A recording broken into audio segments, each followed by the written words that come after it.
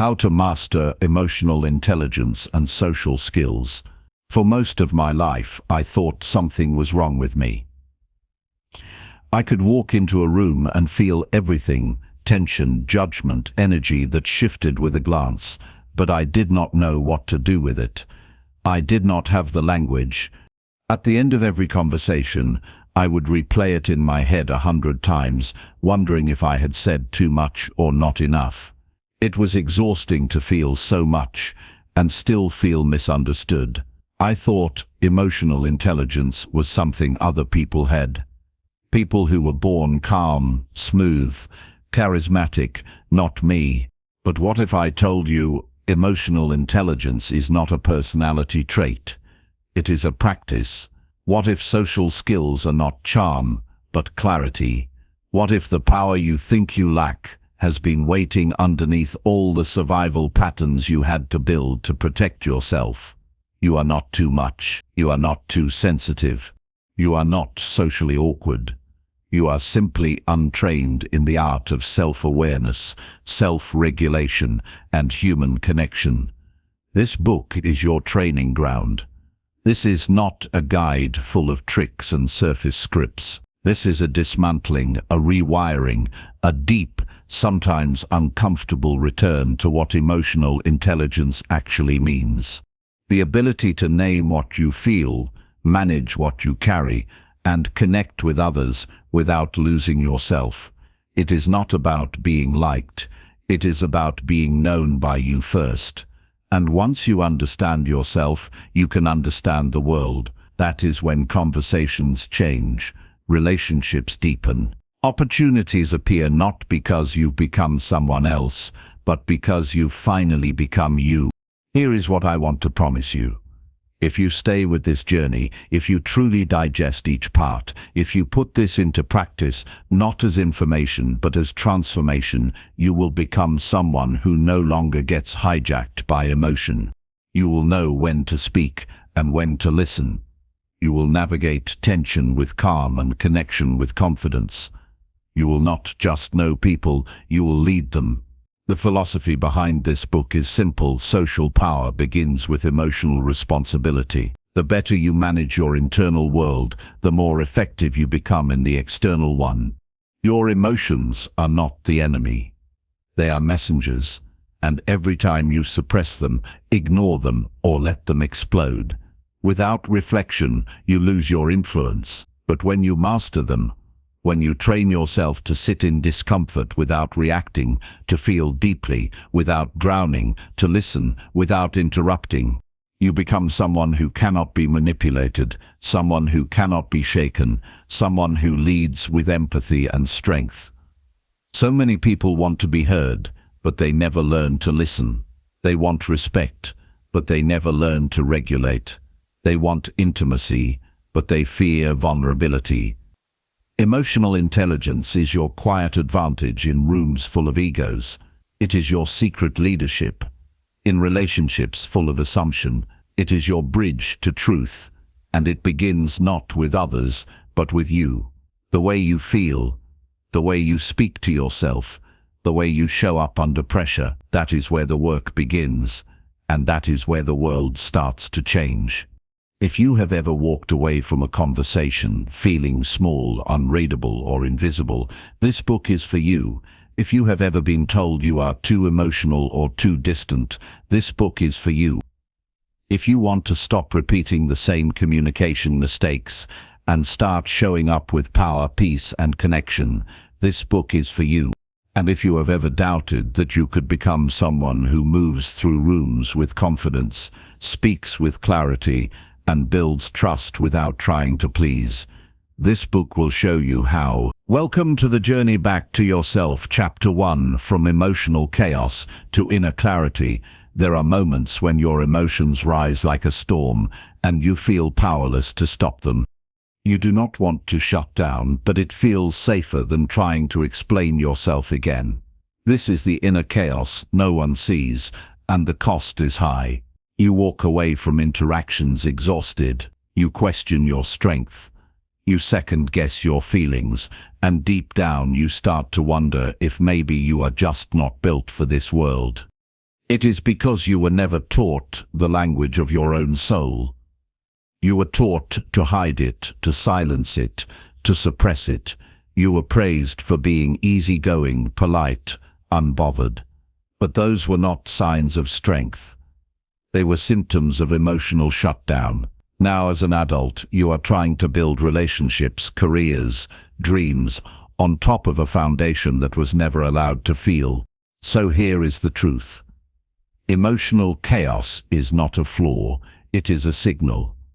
Emotions are not there to ruin your life. They are there to reveal it. They are data, not drama. When you learn how to listen without judgment, respond without shame, and feel without fear, you stop being ruled by your emotions and start being rooted in them. Understanding is a path to freedom. When you give yourself permission to feel, you open the door to choice. That is what emotional intelligence really is. The ability to feel something fully without becoming it, to feel anger without lashing out, to feel sadness without drowning in it, to feel fear without freezing. This is not weakness. This is warriorship, and it is a skill you can build. The practice begins in stillness, in the sacred moment before the reaction. That breath, that tiny space, is everything. It is where you choose your power, but you cannot access that breath. If you are not self-aware, you cannot slow down what you do, not even notice. That is why the first pillar of emotional intelligence is awareness. You must learn to track your body, your breath, your tone, your posture. You must know when your jaw tightens, when your shoulders rise, when your chest locks. These are the signs. These are the sacred alerts that say something real is happening. Pay attention. I used to ignore every sign. I would pretend I was fine while my insides burned. I would smile through heartbreak. I would apologize when I was the one who was hurt. And every time I betrayed my emotion, I betrayed my self-trust. I became emotionally dishonest, because I was fake, but because I was afraid. I began checking in every morning. What am I feeling right now? What is it trying to teach me? I stopped labeling my feelings as good or bad. I started treating them like weather, passing something real, something I do not control but can learn how to walk through. Slowly, the chaos became clarity. That clarity gave me language. Instead of saying, "I'm fine," when I was furious, I said, "I feel disrespected and disappointed, and I need to understand what happened." Instead of crying alone, I said, "I feel overwhelmed and I need space to breathe." These were not dramatic moments. They were grounding ones, and people began to respond to me differently. Not because I became someone new, but because I finally stopped hiding who I already was. This is the power of emotional clarity. It is not about removing emotion. It is about refining it. It is about knowing what you feel, why you feel it, and what to do with it, without guilt, without shame, without apology. So tomorrow morning, begin here. Write down the 5 emotions you feel most often. Then ask, when do these come up? What is my usual response? And what might it look like to respond from clarity instead of chaos? Let this be your new map. Not to avoid emotion, but to navigate it. If this chapter helped you see your inner world with new eyes, share what you're walking away with. What emotion are you now ready to honor instead of hide? What reaction are you ready to reshape instead of regret? Leave your insight in the comments, and if someone in your life has been stuck in emotional loops, send them this. Help them. Remember, they are not broken, they are just learning the language of their own soul. Chapter 2, From Misreading Others to Emotional Precision. There is a silent fear that lives inside almost everyone. Am I being misunderstood? Am I misunderstanding them? We want to connect, we want to be seen, but too often we walk away from conversations unsure if they hurt us, if they respected us, if they even liked us. And when someone pulls away or goes quiet, our mind begins to fill in the blanks with fear. Did I say too much? Was I too emotional? Are they judging me? Without emotional intelligence, every silence becomes a threat. Every conflict becomes personal, and every misunderstanding becomes a wound. Misreading others is not about being foolish. It is about being untrained. You were taught math and grammar, but no one taught you how to interpret tone, body language, subtle shifts in energy. No one taught you that not everyone speaks directly, that people express love in different languages, that anger often hides hurt, that silence sometimes screams louder than words. So you guessed, you assumed, you built meaning out of fragments, and slowly you began to doubt your ability to read the room. But here is the truth.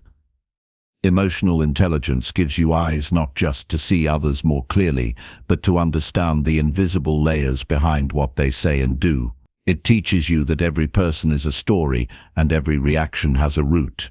The moment you begin to listen, not just to words, but to patterns, posture, pauses, you move from guessing to precision. Precision begins with presence. You cannot understand someone you are not truly with. That means putting down your script, your judgments, your need to respond quickly. It means slowing your listening, watching what they repeat, what they avoid, what makes their voice tremble or their energy drop. Most people reveal who they are without realizing it, but if you are too busy thinking about your next sentence, you miss the moment. That moment was everything.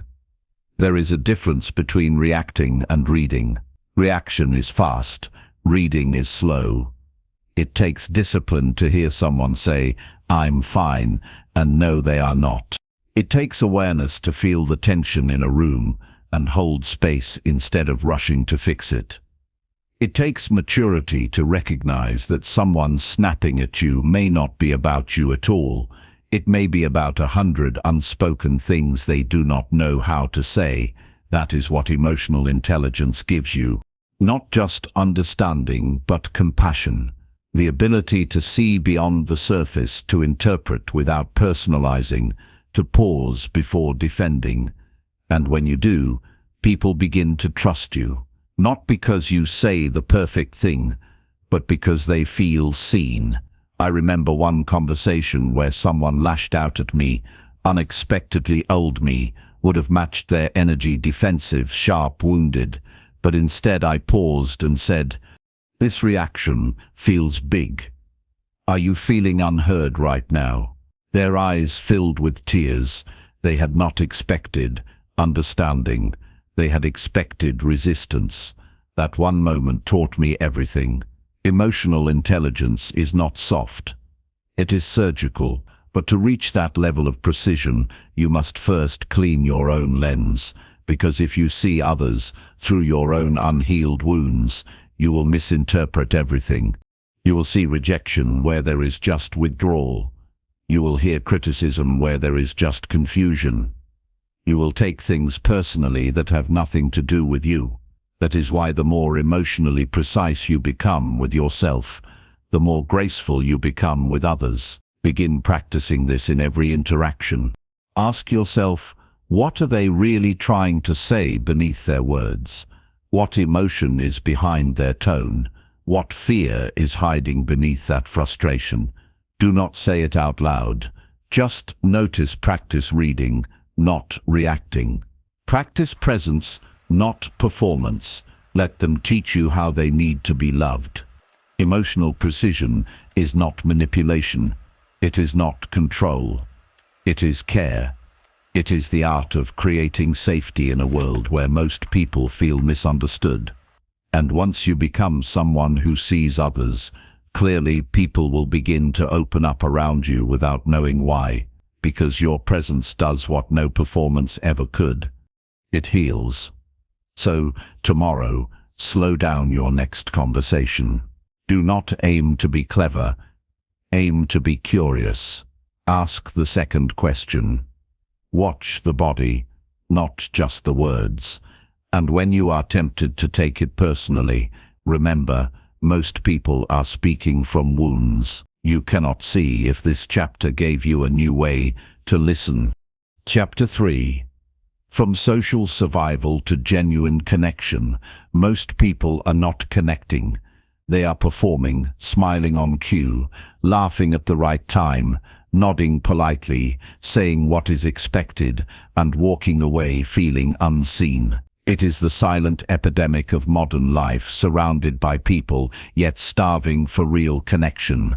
Conversations that touch the surface, but never the soul. Relationships that are busy, but empty. Friendships that are built on convenience instead of depth. This is not because people do not care. It is because they are afraid. Afraid of saying too much, afraid of being too intense, afraid of rejection, of silence, of awkwardness, so they shrink themselves to fit into boxes that were never made for them. They hide the best parts of who they are, to avoid the risk of being misunderstood. They call it being polite. They call it being easy to be around. But it is not ease. It is exile. Genuine connection begins the moment you stop performing and start presenting. Not a curated version of yourself, not the polished, filtered, always smiling version. You, the one who feels deeply, the one who has questions, the one who gets nervous but shows up anyway. The one who is willing to say, I don't know the answer but I care enough to find it. That kind of honesty breaks walls. It dismantles pretense. It makes people breathe deeper because they finally feel they do not need to perform either. Social skills are not about charm. They are about congruence. When your words, your tone, your energy all match, when people feel safe, because they know you are not hiding anything, and that safety is what makes connection grow, not just in relationships, but in influence, in leadership, in love. Because the truth is, people do not follow who is the smartest. They follow who feels most real. But most of us learned to survive socially. We learned how to fit in. We learned how to avoid tension. We learned how to say, I'm good. Even when we were breaking, and slowly we lost the ability to connect. Because connection requires exposure. Exposure is terrifying. When you have spent years covering up, the good news is vulnerability is a skill. I remember a moment when someone asked me how I was doing. Everything in me wanted to say, I'm fine. But instead I said, I'm okay, but I've been feeling a little off lately, and I'm not sure why. That one sentence turned a shallow exchange into a meaningful conversation. Not because I was dramatic, but because I was honest. And that honesty created space for them to say, me too. That's all it takes. One moment of courage, one decision to be here instead of performing. Genuine connection also requires boundaries. You cannot connect with others if you are constantly abandoning yourself. That means you must learn how to say no, how to walk away from conversations that drain you, how to speak your needs without apology. This is not selfish, this is sacred, because the more rooted you are in yourself, the more fully you can show up with others, and when you do show up, do so with presence. Put the phone away, look into their eyes, listen, like what they are saying matters, because it does. Do not wait to speak, wait to understand. Ask questions that make people feel explored, not interrogated. And when they open up, do not rush to fix, just hold space. That is the rarest gift of all. Connection is not built in grand moments. It is built in the quiet ones, the consistent ones, the moments when someone feels seen, heard, valued, not for what they do, but for who they are. You have the power to create that with your tone, with your truth, with your presence. So tomorrow in your next conversation, do not perform, do not posture, do not impress. Just be, say, what is real. Ask what matters. Slow the moment down until it becomes human again. If this chapter reminded you of what true connection feels like, say so. What mask are you now ready to remove? What conversation are you now ready to deepen? Share it in the comments. And if someone in your life has been performing for too long, pass this on. Let them remember. They are already enough to connect. They just need the courage to be. Chapter 4. From conflict avoidance to communication mastery. Most people do not fear conflict. They fear the cost of conflict, the loss of peace, the discomfort of confrontation, the fear of being misunderstood, disliked, abandoned, so they avoid it. They go silent. They change the subject. They say it's fine, when it is not. They shrink themselves to keep the harmony. But harmony built on silence is not harmony.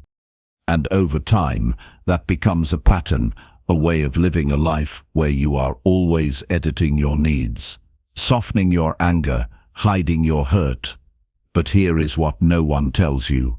Conflict is not a problem. Unskilled communication. Conflict is simply a signal.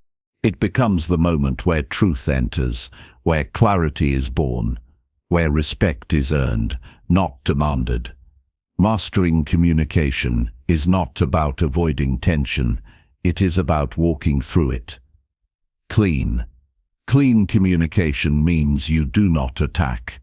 You do not dramatize. You do not collapse. That is why the first step in any difficult conversation is center yourself. Breathe. Slow down. Ask yourself, what do I want to create in this conversation? Connection, clarity, closure. If you do not know your intention, your emotion will run the show. I used to avoid hard conversations. I thought silence was safer, but all silence did was build distance. So I made a new rule. I do not speak when I am triggered. I speak when I am clear. And if I am not clear, I pause, I journal, I regulate, and then I come back. Not to win, but to relate. That shift has healed relationships I thought were broken. Not because I became perfect at speaking, but because I became committed to honest repair. You will never master communication by reading scripts. You will master it by becoming someone who tells the truth in a way the heart can hear. That means less volume, more vulnerability, less proving, more presence, less explaining, more revealing. People do not remember how articulate you were. Safe, seen, understood. That is the real skill. So here is your practice. The next time something bothers you, do not vent. Slow down. Ask yourself, what am I actually feeling? What do I need? What am I afraid of? Then write the message you would send, not to get a reaction, but to create repair. Practice saying hard things with soft energy. That is what makes your communication unforgettable. That is what builds trust that lasts. You will not get it right. Every time you will fumble, you will be misunderstood, but the more you speak with clarity and care, the more powerful you become. Not because everyone agrees with you, but because you are no longer abandoning yourself to be accepted. And that is the most magnetic energy of all. If this chapter helped you feel more prepared for your next hard conversation, say so. What truth are you now ready to express? Not for revenge, but for resolution. Share it in the comments, and if someone you know avoids every conflict, pass this on. Let them remember. Being silent does not make you kind. It makes you unknown. Chapter 5. From emotional triggers to emotional mastery, we all have triggers, words that cut deeper than they should, tones that ignite old pain, silences that feel like rejection, situations that seem small but make your heart race, your stomach drop, your mind spiral. These moments come without warning and they leave you confused.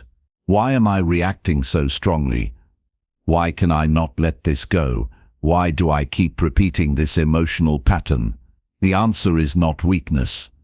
The answer is unhealed memory. A trigger is not just about the present. It is a doorway to the past. It is your nervous system remembering something. It is about not letting your triggers become your identity. You feel the fire, but you do not become the flame. You notice the reaction, but you do not become the reaction. And that is what mastery looks like. Not being untouchable, but being aware enough to choose your response anyway. Emotional mastery begins with ownership. They wait for others to change. They hope the world will stop poking their wounds. But mastery is not waiting for the storm to pass. It is becoming someone who can stand in the storm without losing yourself. That strength comes from deep reflection, from learning your patterns, from asking not just what triggers you, but why. I remember the first time I wrote out all my common emotional reactions. Every fight I started, every conversation I shut down, every time I disappeared. When I should have spoken, I traced them back, not to the moment they happened, but to the memory. They came from a childhood argument, a moment of betrayal, a time when my truth was ignored. Those wounds were still alive, and they were running the show. So I made a commitment. I would track every trigger, not to punish myself, but to free myself. I created a journal called Emotional Clarity. Every time I reacted, I wrote down what happened. What did I feel? What did I believe in that moment? What is the earliest memory of this pattern? What would the healed version of me do instead? That process changed my life. It showed me that triggers are not enemies. They are invitations to grow. Once you understand your emotional patterns, you stop being a prisoner to them. You can say, this is not about today. This is my abandonment wound. This is my fear of not being enough. This is my inner child trying to be heard. And in that moment, you do not suppress the emotion. You soothe it. You breathe through it. You speak to yourself with the same kindness you wish someone else had given you. This is the work, not just noticing your emotions, but naming them. Not just calming yourself down, but understanding what part of you needs protection and what part needs to lead. Now, emotional mastery is not about becoming stoic. It is about becoming wise enough to sit in discomfort without projecting it, wise enough to love others. Even when your past tells you to run, wise enough to say, I am bigger than this pattern. I am ready to respond differently tomorrow. Begin with this. When you feel triggered, do not escape. Engage. Ask yourself, what is the story I am telling myself about this moment? Is it true? Is it old? Is it mine or something I inherited? Then breathe. Ground yourself and choose again. This is not a one-time fix. It is a daily discipline. But the more you practice, the more you will notice a shift. You will become someone who feels deeply, but remains steady, who gets hurt but does not collapse, who speaks honestly, but never with harm. And when people feel that in you, they will trust you, not because you are perfect, but because you are safe. If this chapter revealed a pattern, you are ready to interrupt. Write it. What trigger are you now committed to exploring, understanding, and transforming? Share it in the comments. And if someone you love is drowning in reactions they cannot explain, pass this on. Let them remember, being triggered is not weakness. It is an invitation to come home. Chapter 6. From pleasing others to respecting yourself. There is a silence that follows every time you say yes when you meant no.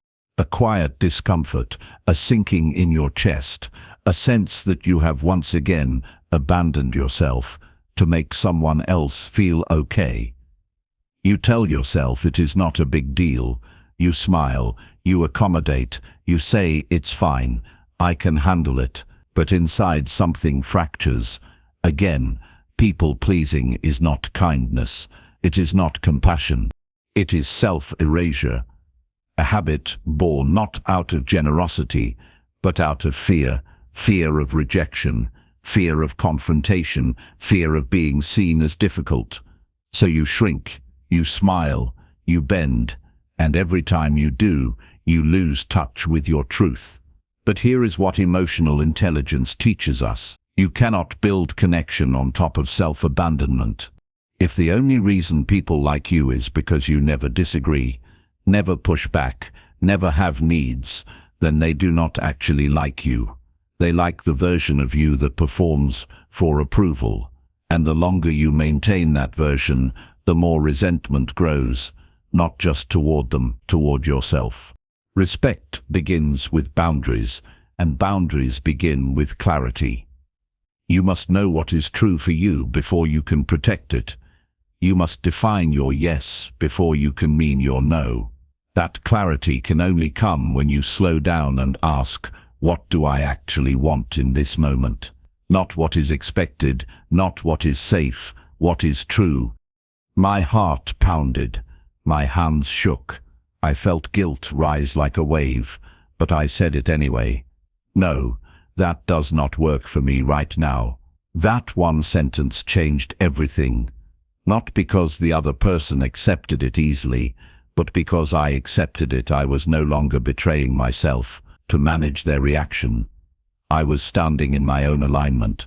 You cannot master emotional intelligence without mastering self-respect, because the root of so many emotional wounds is not what others do to us, but what we allow, tolerate, or justify in the name of peace. But peace without truth is just suppression, and suppressed emotions always find a way to erupt, whether through burnout, resentment, or silent rage. So here is your invitation. Begin noticing the moments when you override your own needs, the small ones, the subtle ones, when you agree to a plan you do not want, when you say yes to avoid discomfort, when you apologize for something that was not your fault. These are not minor slips. They are fractures, and every time you honor them, you rebuild trust with yourself. Start practicing honest speech instead of, sure, whatever you want. Try, let me check in with myself first, instead of, I don't mind. Say, that's actually not aligned for me right now. It will feel awkward at first, but freedom often begins as discomfort, and the more you speak from truth, the more powerful your presence becomes. You will lose some people when you start respecting yourself. That is okay. The people who only loved your silence were never in love with your soul, and the people who stay, those are your people. They will rise to meet your truth. They will thank you for it. They will feel safer with you because they know where you stand. Tomorrow, in your sacred hour, reflect on the last 3 times you said yes, when you meant no. What did you fear? What did you lose? What would it have looked like to honor yourself instead? Then write the sentence. You will say, next time, practice it. Speak it out loud. Let it become familiar. If this chapter helped you find your voice again, share it. What is one boundary you are now ready to hold? Not with force, but with firmness and grace.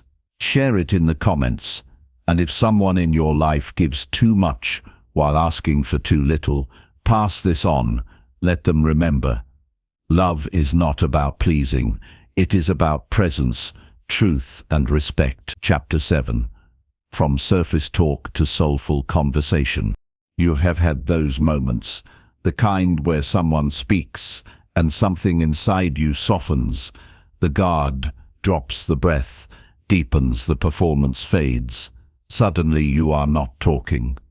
You are connecting. The words are not just information, they are invitation, and opening a moment where truth enters and time stops. That is what we long for. Not more talk, not more tips, but more truth, more presence. Most conversations stay at the surface. Weather, work, how's everything? Busy. Same, we nod. We smile, we scroll, but we are starving for depth, starving to be seen, starving to say something that matters, and yet we stay quiet because depth feels dangerous, because vulnerability feels exposed, because somewhere along the way we learned that being deep is too much, and being chill is the safe way to belong. But here is the truth. Shallow talk does not protect you. It disconnects you. It teaches your nervous system to expect less, to want less, to ask for nothing but noise, and slowly your soul starts to shrink until when you forget what it feels like to be fully present in a conversation. You forget how to speak without pretending. You forget how to listen without judging. You forget what real connection sounds like. Emotional intelligence is not just managing feelings, it is mastering dialogue. The art of speaking from depth, not defense. The skill of listening beyond words. The courage to ask questions that make someone pause instead of perform. It is not about being profound. It is about being real. Saying what you mean. Hearing what is unspoken and allowing silence to breathe in between soulful conversation does not happen by accident. It happens by intention. You ask different questions, not what do you do, but what lights you up lately. Not how's it going, but what are you walking through right now that no one sees. You go first. You set the tone. You bring presence so that presence can rise in return. But it takes practice. It takes patience because most people are not used to being seen without being filtered. They do not trust right away. They test. They perform. They joke. But if you stay, if you keep showing up with your calm, your curiosity, your compassion, something beautiful happens. They begin to unfold layer by layer, until suddenly you are no longer speaking to the mask, you are speaking to the soul. I remember the first time I asked someone, "What are you not saying that you wish someone would ask you about?" I did not fix. I did not judge. I just stayed, and when they finished, they whispered, "Thank you." I forgot I was allowed to feel that. That moment taught me you do not need answers to change someone's life. You just need to be present enough to hold space. So, how do you cultivate this kind of communication? You start with stillness, with self-awareness. You clear your own noise before entering a conversation. You practice active listening. You reflect what you hear. You speak from your own experience. Not advice, not analysis, just you. And when you ask questions, you ask from wonder, not strategy. You let people be messy. You let them not know, you let them contradict themselves, because this is not about control. It is about connection. And sometimes you will be met with resistance. Some people are not ready. Some people are afraid. Do not push. Do not pressure. Just model. Let your presence become their permission. Let your language become their reminder that they are safe here, that this space is different, that this space is sacred tomorrow. Choose one conversation to make different. Slow it down. Ask the second question. Share something real. Name what you feel in the moment. Not to be dramatic, to be honest. When the silence comes, do not rush to fill it. Let it do its work. What mask are you now ready to stop wearing in conversation? Share your intention in the comments. If someone in your life is hungry for more than small talk, send this to them. Let them know the soul is still listening and it is ready to speak. Chapter 8. From emotional burnout to boundaried compassion, there comes a moment when your heart is so tired it forgets how to open. Not because you are cold, but because you have been too open for too long. You have carried everyone else's pain, held space for conversations that drained. You listened longer than you should have, gave more chances than you had energy to give. You kept showing up because that is who you are, because that is what love does. But now your body is exhausted. Your mind is foggy. Your spirit is stretched thin. You are not heartless. You are burned out. Emotional burnout is not about doing too much. It is about giving without boundaries. It is the slow erosion of your clarity, your energy, your joy, because you never learned how to say this is enough for now. You confuse compassion with responsibility. You confuse availability with love, and without realizing it, you begin to disappear. You stop tending to your own needs. You become a container for everyone else's chaos. In the silence of your giving, you begin to lose yourself. But here is the truth that every emotionally intelligent soul must learn. Boundaries are not walls. They are sacred borders, where love can breathe without them. Your compassion turns into codependence. Your care becomes a burden. Your empathy becomes dangerous because you are pouring from a cup that is cracked. No matter how good your intentions are, you cannot give what you no longer have. The ones who feel deeply must also protect fiercely, not from hatred, from depletion. You must learn to separate what is yours, to carry from what is not. You must learn to feel everything without absorbing everything. That is the balance. That is the strength. That is the maturity that emotional intelligence demands. Boundaried compassion means you do not stop caring. It means you care cleanly without guilt, without resentment, without keeping score.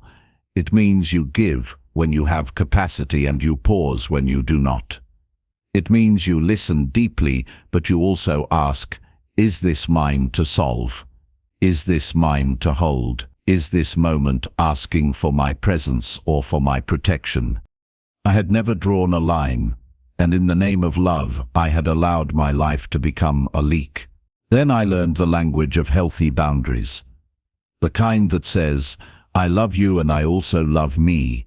The kind that says, I am here but not at the cost of my own peace. I started saying things like, I wish I could hold this with you right now, but I need to rest first. Let's talk to tomorrow. Or I hear that you are hurting, and I trust you to find your strength. I do not need to fix it for you. It felt terrifying at first, but it became liberating. My relationships got deeper, not weaker, because I was no longer showing up from obligation. I was showing up from overflow. Boundaries allow your presence to mean something. Again, they make your yes sacred. They make your no powerful. They teach others how to treat your energy, not because you are demanding, but because you are disciplined. Discipline is love in action. So tomorrow, I want you to audit your emotional giving. Ask yourself, who am I always saying yes to? Even when I am tired, where am I showing up out of guilt instead of alignment? What conversation am I avoiding? Because I am afraid to disappoint. These are the places where your power is leaking, and it is time to patch the cracks. Begin practicing simple, honest boundaries. Sentences like, I am not available for that today, or I want to be present for this conversation, and I need some time first to gather myself. Let these phrases become part of your daily emotional hygiene. They will save your energy. They will protect your peace. They will teach others how to meet you with respect, not assumption. If this chapter helped you see where your giving has become self-erasure, say it. What boundary are you now ready to honor? Not to distance yourself, but to deepen your presence. Share it in the comments. And if someone in your life is burning out in the name of love, pass this on. Let them remember, being available to everyone is not noble. It is unsustainable, and your peace is not a luxury. It is your responsibility. Chapter 9. From Emotional Intelligence to Emotional Leadership.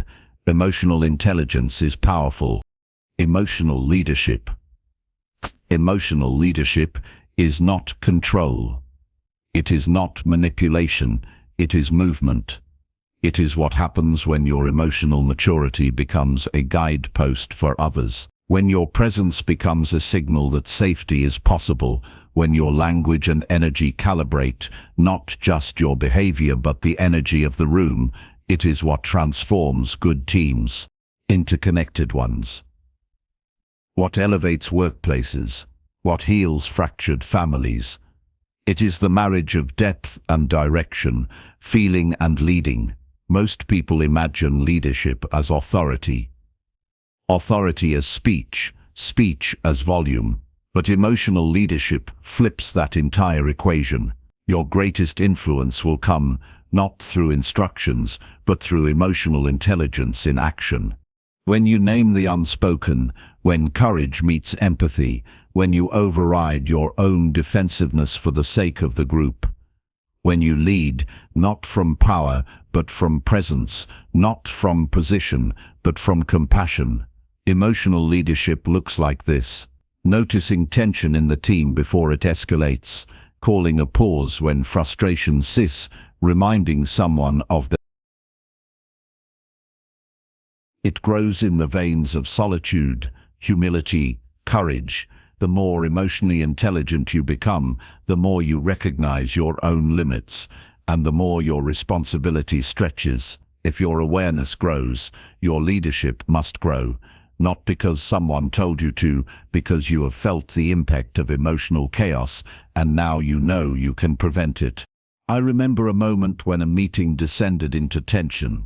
Words were raised, voices began to rise. The energy shifted.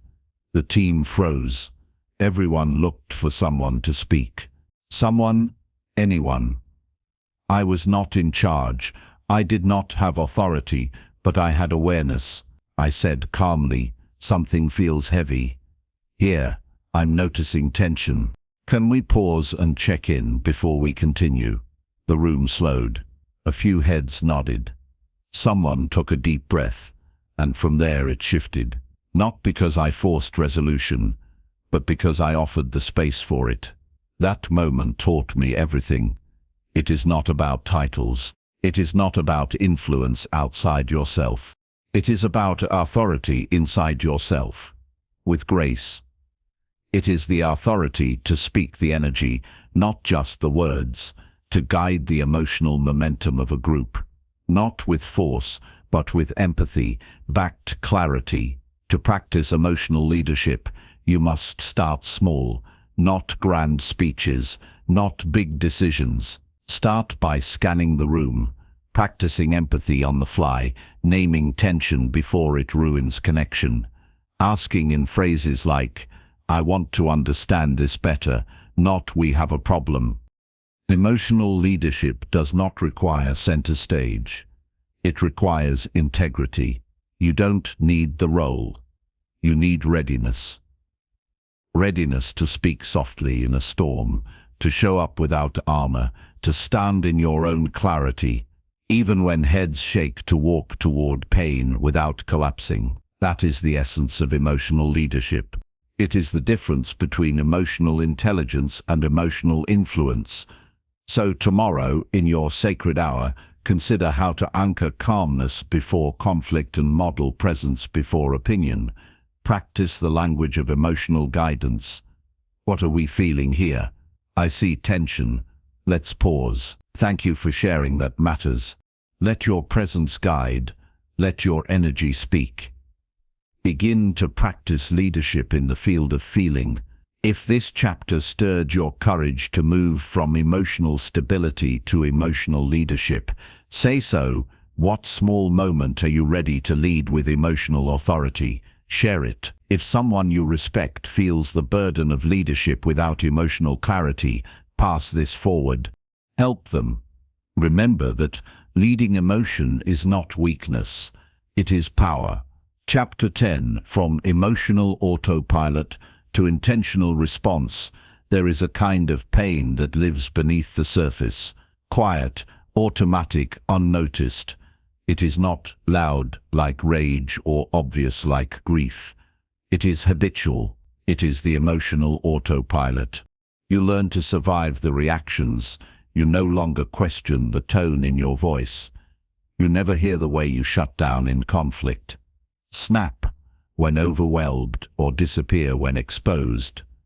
These are not random behaviors, they are patterns, and if you do not interrupt them, they become your identity. Autopilot is not who you are. It is who you became to get through what you never had space to feel. And emotional intelligence is the first invitation to stop running and start noticing, but emotional mastery is the next step, replacing automatic reactions with intentional responses. It is the difference between letting your nervous system lead and you leading your nervous system. This is not easy. Autopilot is efficient. It saves energy. It protects ego. It costs you connection. It costs you growth. It keeps you in the same loop. Same arguments, same regrets, same sentences like, "I didn't mean to say that," or "Why do I always do this?" And until you stop and study your reactions, nothing changes. You cannot change what you will not observe. An observation requires a new kind of awareness, not just during calm moments, but in real time, when your chest tightens, when your jaw locks, when your breath shortens. That is your cue. That is your system saying you are about to react. And in that breath, that one breath, you have a choice. That choice is what transforms everything. You can still speak, but now with intention. You can still feel, but now with clarity. You can still respond, but now with ownership, not to defend your pain, but to express your truth. That one breath, that one moment between stimulus and reaction, is where your entire emotional life evolves. For me, that moment became sacred. I practiced pausing before every response, not to delay, to discern. I would feel the urge to react defensively, sarcastically, emotionally, but I trained myself to ask, is this my fear or my truth? Is this about now or about what I have not healed yet? And then I spoke, and the difference was radical conversations that used to collapse became clarifying, conflicts that used to explode became constructive. I was no longer reacting to pain. I was responding to presence. This is not perfection.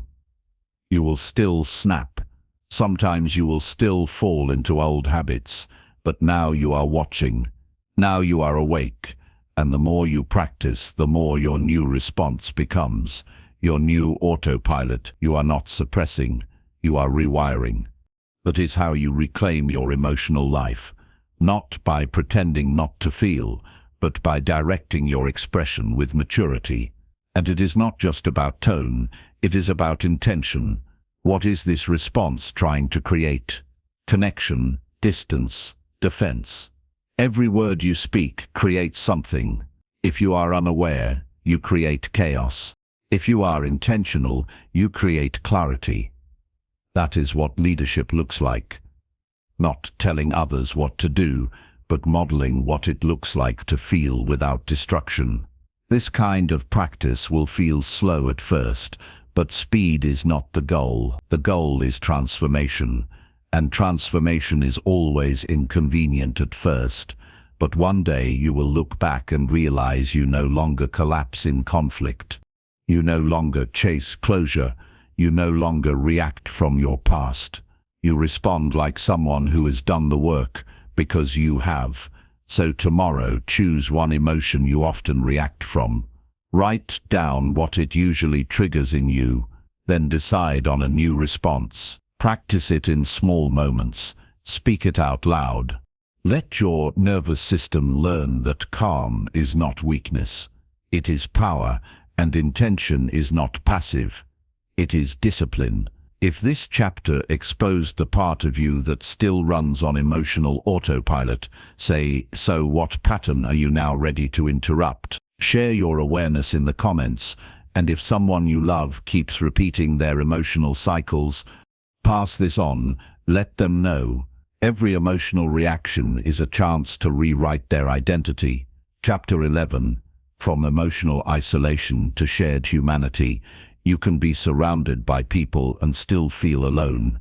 You can smile, contribute, listen, and laugh, and still carry a weight that no one else sees. It is the ache of emotional isolation, the feeling that what you are holding is too much, too weird, too heavy, too confusing to share. So you learn to carry it by yourself. You become skilled at pretending.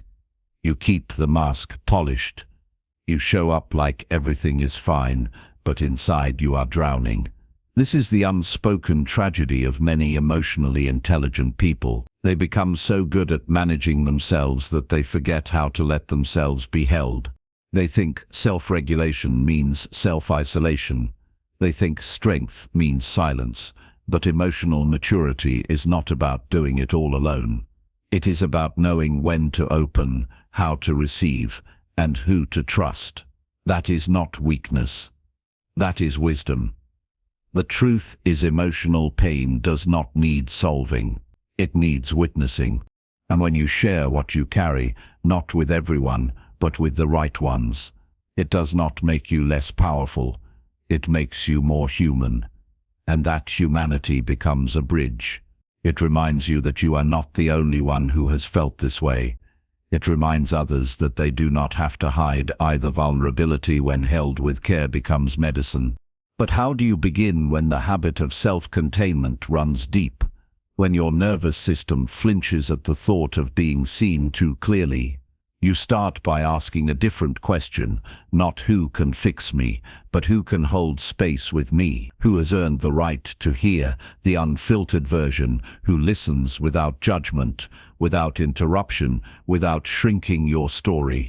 Those people exist, and if you cannot find them, become one, because when you model emotional openness, you invite it in return. There is a moment in every deep connection where one person goes first. They say the thing, they name the fear, they drop the armor, and in that moment, trust begins. Emotional intelligence is knowing how to read others. Emotional leadership is knowing how to care for others. Emotional intimacy is knowing how to let others care for you. That intimacy cannot happen if you are always the strong one, if you are always composed. If you never let the tear fall, never say, "I'm not okay today." You do not need to perform your power. You already are powerful, and part of that power is knowing when to say, "I need to talk, not to fix anything, just to be heard." I remember the first time I allowed someone to truly see me in a low moment. I expected discomfort, I expected awkwardness, but what I got was presence. No advice, just eye contact, just listening, just space. And in that silence, I felt something shift. I realized I had been confusing strength with self-containment, but real strength is fluid. It moves between giving and receiving, between holding and being held. Your emotions are not a burden. They are a bridge, and when you share them, you give others permission to bring theirs too. You stop being someone who just understands people, and you become someone who reminds people they are not alone. So tomorrow, reach out. Choose one person. Do not wait for the perfect time. Say something real. "I've been holding a lot lately. Can I share something with you? I do not need a solution. I just need a safe space." That one moment can open 1,000 unseen doors, and you never know. Your voice might be the one they have been waiting to hear. If this chapter called you out of emotional isolation and back into connection, say so. What truth are you now ready to share? Not to be rescued, but to be real. Share it in the comments. Let others feel the power of mutual vulnerability. And if someone in your life is always holding space but never takes it, pass this on. Remind them that strength is not silence. Strength is shared. Humanity. Chapter 12. From emotional awareness to emotional legacy. One day someone will sit across from you, your child, your partner, your student, your team, and they will not remember your resume. They will not quote your credentials. They will remember how they felt in your presence. They will remember the tone you used when they were unsure, the silence you gave when they needed space, the strength you held when everything felt like it was falling apart. That is emotional legacy. Most people live their entire lives chasing influence, forgetting that real legacy is not built in what you leave behind. It is built in who you become while you are here, and emotional intelligence, when lived fully, becomes more than a personal advantage. It becomes a gift that outlives you. Emotional legacy is not just about how you handle your own storms, it is about how you prepare others for theirs. It is teaching your child that tears are not weakness. It is holding space for a friend's grief without rushing to move on. It is leading with clarity in a moment of chaos, so others can anchor to your calm. It is modeling emotional honesty in a world of emotional hiding. But you cannot give what you have not practiced. You cannot pass down emotional freedom if you are still imprisoned by your own guilt, shame, fear. You cannot teach presence if you live in performance. You cannot model peace if you are still at war with yourself. That is why the deepest work is not for you alone. It is for every person who will encounter your energy, even after your words are gone. I remember sitting with an elder who had lived through more pain than I could imagine. They had buried loved ones, lost homes, rebuilt again and again.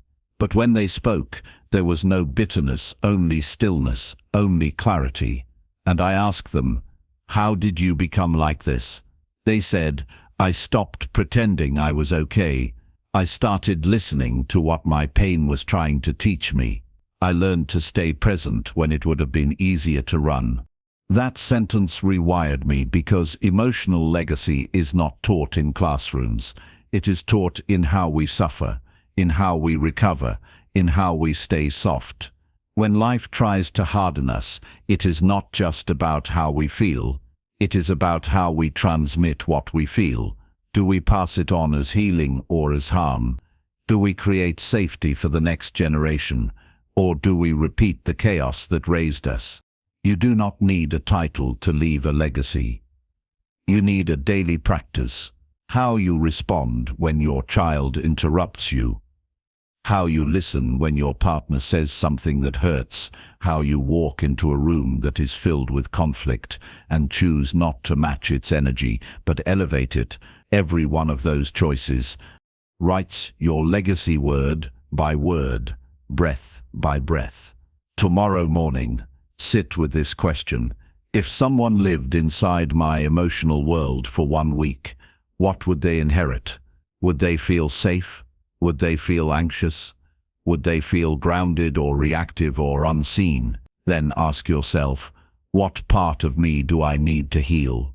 Not just for me, but for the ones who come after me. That answer is sacred. Your legacy is not your story. It is the emotional environment you create wherever you go. And emotional mastery is not just about being centered. It is about building emotional ecosystems where others learn to breathe. Again, if this chapter reminded you that your emotional life matters beyond you, say it. What part of your legacy are you now committed to living more intentionally? Share it in the comments. And if someone in your life models emotional strength but does not know they are building legacy, pass this on. Let them know. Emotional awareness becomes emotional leadership, but emotional leadership becomes emotional lineage. Chapter 13. From emotional knowledge to embodied wisdom, there is a turning point on every journey of growth.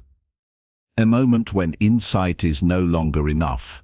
A moment when you stop chasing information and start asking, am I living what I know? You can memorize every framework. You can explain empathy, define boundaries, understand triggers. But if it is not embodied, it is just decoration. It sounds beautiful, but it changes nothing. Embodied wisdom means your emotional understanding is not something you visit. It is something you become. It means you do not just know how to regulate your emotions. You do. It means you do not just believe in vulnerability, you practice it even when your hands shake. It means you do not just talk about boundaries, you live them even when it costs you approval. This is not about what you say, it is about what your presence says before your mouth ever opens. To embody wisdom is to walk through life with integrity between your words and your nervous system. You do not need to prove anything. You do not need to perform. Insight. Your stillness speaks. Your clarity cuts through confusion. Your calmness and chaos becomes a mirror for those who have never known peace. This is the level of emotional intelligence that no longer needs recognition because it radiates. But to get there, you must choose discipline over dopamine. You must return to the same truths, the same breath, the same pause over and over again until it is no longer a technique. It is your default. Most people stop at awareness, they learn the language, but never commit to the embodiment. So they sound emotionally intelligent, but they live in emotional instability and the people closest to them feel the gap. Wisdom without embodiment is dangerous because it becomes armor, a way to avoid the real work, a way to say all the right things while still being reactive, avoidant, or disconnected. But the ones who embody wisdom do not need to speak it. They leak it. They show up to tension with grace. They face hard conversations with groundedness. They make others feel more like themselves, not less. That is the quiet power of embodied mastery. I once met a teacher whose presence changed the room. Not because they had a big personality, not because they used perfect language, but because they were clear. Every sentence they spoke was aligned with how they sat, how they breathed, how they looked into your eyes. You could feel that they had lived every word, and in their presence I felt safer than I had in years. That is when I understood. Embodiment is not just personal power, it is relational medicine. So how do you move from knowledge to embodiment? You simplify. You choose one principle at a time. You do not rush to collect. You choose to become. For 30 days, you live one value. You watch for it in your tone, your posture, your conflict, your silence. If your principle is compassion, you study your inner critic. You practice self-forgiveness. You watch how quickly you judge others. You train in it, until one day it becomes part of your nervous system and you no longer try to act it. You are it tomorrow. Return to your journal. Write down 5 truths you believe about emotional intelligence. Then circle the one you least embody. That is your next practice. That is your next altar. That is the next layer of you that must die, so a wiser version can rise. And remember, embodiment is not about perfection. It is about consistency. Every time you pause before reacting, every time you stay in the room instead of running, every time you speak with honesty instead of hiding, that is embodiment. It is not loud, it is not shiny, it is earned in the moments no one sees. If this chapter reminded you that your growth is not about sounding good, but being real, say so. What truth are you now committed to practicing? Not just preaching. Share it in the comments. Let others feel the courage of your becoming. Growth without reflection is just movement. Reflection without a new standard, that is just nostalgia. You do not need more memories of what once inspired you. You need a line in the sand. You need a mindset reset. This is the point where you stop asking, "What have I learned?" and start declaring, "What do I now expect from myself?" Not hopes, standards, not wishes, non-negotiables, because emotional intelligence is not a trend. It is not an aesthetic. It is not a phrase you sprinkle on conversations to sound thoughtful. It is a core identity, and it either governs you or it fades. So the question now is not, did you understand the content? The question is, will you now live by the new code? That understanding requires resetting your mindset, means letting go of your former self, the version of you that used reactivity as a weapon, that mistook silence for peace, that accepted being overlooked because speaking up felt scary, that kept giving to avoid feeling guilty, that over-explained to avoid being misunderstood. That version was never bad. That version was built for survival, but survival is not enough now. You are not here to survive. You are here to lead. What is your new standard? What is the emotional posture you will no longer drop beneath? What is the conversational integrity you will no longer abandon? What behavior will you never again tolerate from yourself? Not because you are punishing yourself, but because you are defining your worth. You have learned how to read the room, how to pause, how to communicate with calm, how to hold space, how to set boundaries without apology. But here is what matters most. What are you committed to doing when no one is watching? When no one thinks you, when no one acknowledges you, when no one affirms your new practice? That is where the transformation solidifies, not in visibility, but in invisibility. Resetting your mindset also means no longer outsourcing your clarity. You no longer ask, is this okay to feel? You feel it. You name it. You choose what to do with it. You no longer need someone else to validate your emotional decisions. You validate yourself with your standards, your breath, your wisdom, your history of self-trust. So from this moment forward, you must decide your inner code. What are the 5 principles you will not betray even under pressure? What is your new emotional baseline beneath which you will not drop? What are the 3 old beliefs that must now die for you to rise? You do not need to change everything. You need to commit to one new emotional discipline, one behavior, one sentence, one pattern. You will now choose to rewrite every day because mastery is not a mood. It is a ritual. So here is your reset. I no longer shrink to keep the peace. I no longer abandon myself in the name of belonging. I no longer call silence a strategy. I no longer chase closure from people who cannot give it. I no longer apologize for my clarity. And from now on, I speak calmly, even when I am afraid. I protect my peace without guilt. I listen with depth before I speak. I breathe before I respond. I return to truth when fear rises. This is not a declaration for the world to hear. This is a contract with your soul, and if you break it, begin again without shame. That is emotional leadership. That is how power becomes practice. If this chapter sharpened your internal standard, write it. What new emotional principle will you now live by? No matter what, share it in the comments. The final call. This is not the end. It is the beginning of everything. You were born to remember everything you already knew. Deep beneath the survival, the conditioning, the noise, you were not created to live emotionally muted.